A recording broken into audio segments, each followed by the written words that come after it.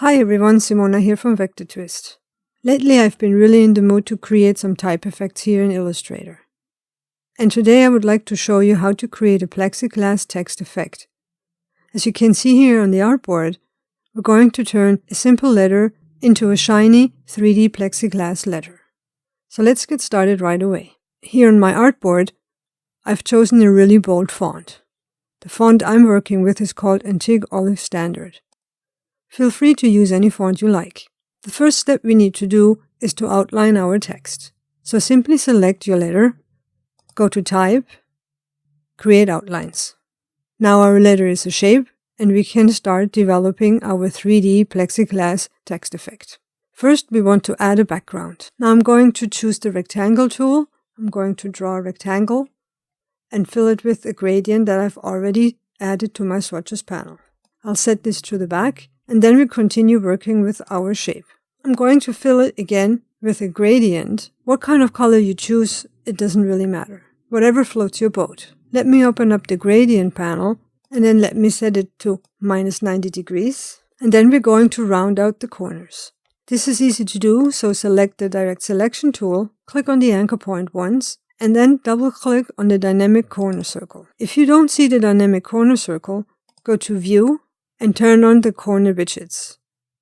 If you don't have it visible, it will say Show Corner Widget. In my case, it says Hide Corner Widgets. So back to it, double click it, and then for the radius, I'm going to set 30 points. I'm going to apply this to the bottom as well. And then, of course, I have to do it 2 more times, once here, and then once there. Then we're going to create a copy. I'm going to select my shape. I'll press and hold the Alt or Option key on the keyboard and drag it upwards a little bit.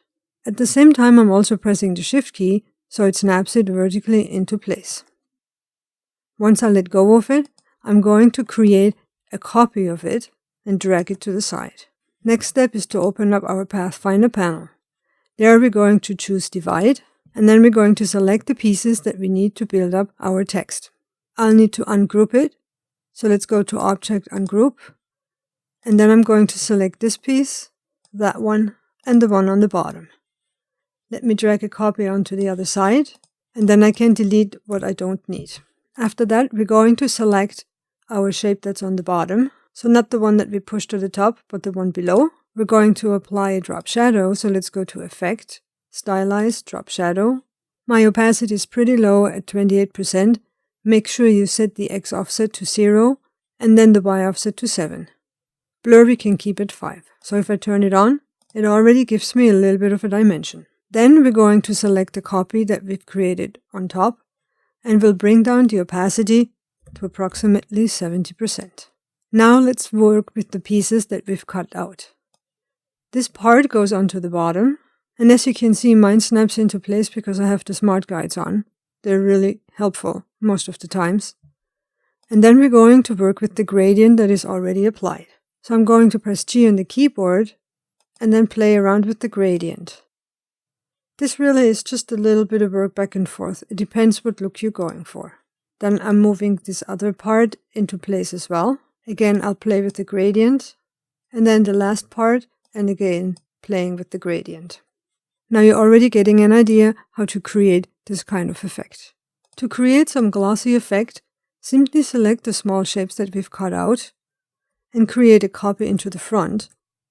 You can do this easily by pressing Command or Control and C and then Command or Control and F, or you can go up to Edit, Copy, and then paste in front.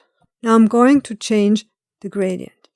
I'm simply going to apply a black and white gradient. I'll open up my gradient panel. I'm going to create a copy of the white and then change the black to white as well and set the opacity to 0, the opacity of the middle white to approximately 40% and the one all the way on the left to 0 as well. And this will add a little bit of shininess to our shape. The same I'm going to do on the top shape here. Again, I'm creating a copy into the front. This time I do not have to create my gradient again. I'll simply use the eye picker tool and then apply it. I might want to push my white to the outside a little bit, and here you go. Now we just have a few more steps to do. We want also a little bit of a glossiness on the top part of the S and a little bit on the bottom. Now what we can do here is simply create a copy of our top shape. So I'll create a copy, I'll move it to the side so we can see better, and then I'm simply cutting it into pieces. I'm a big fan of the knife tool, so I'll select the knife tool. I press and hold the Option or Alt key on the keyboard and just cut a straight line. So I have one part here and one part there. Both I'm going to fill with my transparency gradient, and then I'm simply moving it over. Now I just have to play with the gradient a little bit. So if I select the shape and open up the gradient annotator, I can make sure that my gradient is just glossy on the edge. You might have to tweak it a little bit so you have no fall off at all. And the same I'm going to do on the other side. And there you go. Now there's one last thing to do. I would like to show you how you can create some reflective corners. In order to do that, I want to create a copy of my top shape again. And I'm going to switch to the stroke instead of the fill. Now we could just apply a white stroke and move it on top of our shape. But that means I would have a white line all around. I don't want to do that. Now let me show you how we can create a reflection stroke with a custom brush. Now I'm going to zoom in because we have to work with something really tiny. Let's select the ellipse tool, set the fill to black, and create a small circle. Create a copy on top, shrink it down, and then fill it with white. Select both of them, and then apply a blend. So let's go to Object, Blend, and Make. Now you've created pretty much a radial gradient. Of course, we could have used the gradient tool as well, but we can't use the gradient tool and make a custom brush out of it. A way around this is the blend tool. Now before we create a custom brush out of this, we have to select it, open up the transparency panel, and set it from normal to color dodge. Then let's open up the brushes panel, and let's drag our circle into it.